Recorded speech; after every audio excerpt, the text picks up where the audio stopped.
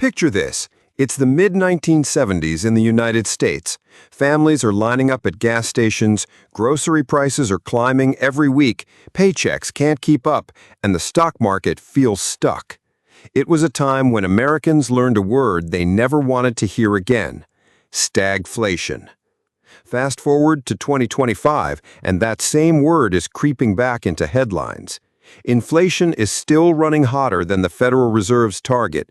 Growth feels shaky, and investors are asking, are we really heading for a rerun of the 1970s economy? Before we jump to conclusions, let's take a step back and break this down. Inflation, as you know, simply means rising prices. You feel it every time you fill up your car, pay your rent, or head to the grocery store and realize the same bag of groceries costs $20 more than it did a couple of years ago. But stagflation? That's worse. It's inflation combined with stagnation, meaning the economy stops growing while prices keep climbing. And here's why that's so dangerous. The usual fixes don't work. If the Fed raises interest rates to fight inflation, it slows the economy even more. But if they cut rates to boost growth, inflation takes off again. It's like being caught in quicksand. The harder you struggle, the faster you sink. Back in the 1970s, this nightmare wasn't just theory, it was real life. An oil embargo from OPEC sent gas prices soaring. Lines at the pump stretched for blocks. Meanwhile, government spending and rising wages piled fuel on the fire. Inflation hit more than 13% by 1980, but the economy wasn't growing. GDP was sluggish, productivity was stagnant, and unemployment climbed. Jobs dried up, the stock market languished for a decade, and ordinary families felt squeezed on every side. That period left a scar on the American psyche, especially for investors. So today, whenever inflation proves stubborn, economists and analysts can't help but bring up the possibility of stagflation returning. So where do we stand in 2025? Inflation, after peaking in 2022 at over 9%, has cooled. That's good news. But here's the catch: it hasn't vanished. Core inflation, the sticky stuff like housing, healthcare, insurance, and services, remains well above the Fed's 2% comfort zone. On paper, GDP growth still looks positive, but when you peel back the layers, the cracks are showing. Manufacturing is sluggish, squeezed by global competition and high financing costs. Real estate is under pressure from mortgage rates that remain painfully high. Consumer spending, the backbone of the U.S. economy, is weakening as credit card debt hits record highs and delinquencies creep up. And then there's the labor market, which for 2 years was the strongest shield against economic slowdown. Well, now it's showing cracks too. Job openings are shrinking, wage growth is cooling, and layoffs in sectors like tech, finance, and even logistics are creeping higher. Meanwhile, Jerome Powell and the Federal Reserve are stuck in the same policy trap that haunted the 70s. Do they keep interest rates high and risk choking growth, or do they cut them too soon and risk another wave of inflation? Either move could backfire. Add in global risks like energy shocks, geopolitical tensions, and supply chain disruptions, and you can see why the word stagflation is whispering through Wall Street again. Now let's lay out the argument for stagflation. First, inflation, though lower than 2022, isn't going back to pre-pandemic levels anytime soon. Structural pressures are keeping it sticky. Housing shortages mean rents and home prices won't fall dramatically. Healthcare costs are climbing, and insurance premiums, from health to auto to homeowners, are pushing higher. Second, high interest rates are draining momentum.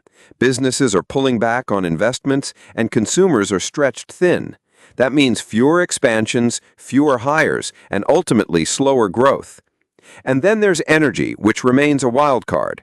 If oil prices surge again, whether from geopolitical conflicts, OPEC production cuts, or even supply chain disruptions, we could see inflation spike right as growth slows. And remember, in the 70s, it was an oil shock that triggered the spiral. Finally, politics. Washington gridlock means decisive fiscal policy isn't likely to come to the rescue. Budget battles, debt ceiling debates, and election year politics could leave policymakers paralyzed right when action is needed most. Put all of that together, and suddenly stagflation doesn't sound like a ghost story. It sounds like a very real possibility for 2025. Quick pause here. If you're finding this breakdown helpful so far, make sure you hit that subscribe button. I share deep dives like this every week on money markets, politics, and the economy, and subscribing means you'll always be one step ahead. But let's be fair, there's also a strong case against stagflation. For starters, the labor market, while cooling, is still relatively strong. Unemployment isn't spiking, and as long as most Americans have jobs, consumer spending won't collapse overnight. Technology is a huge difference from the 1970s.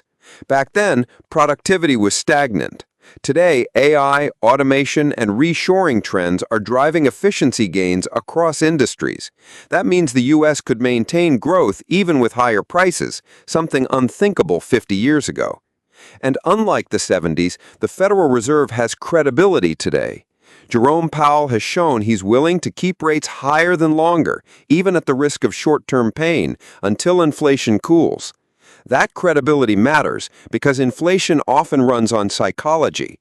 If people believe prices will keep rising, they act in ways that make it worse. Credibility keeps those fears in check. And finally, the U.S. economy today is far more global and diversified. In the 70s, America was heavily dependent on Middle Eastern oil. Today, domestic energy production, renewable investments, and flexible supply chains give businesses more options. Shocks can still hit, but the system can adapt faster. So, are we heading straight into stagflation? Not necessarily, but the risks are serious enough that investors and everyday Americans should pay attention. If stagflation does happen, expect the stock market to struggle. Bonds could wobble since rising inflation eats away at fixed returns. Commodities like oil and gold would likely shine, as they did in the 70s.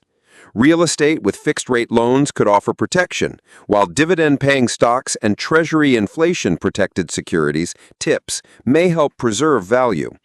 If stagflation doesn't materialize and inflation continues to cool, then equities might rebound, bonds could stabilize, and growth sectors like technology may once again take the spotlight.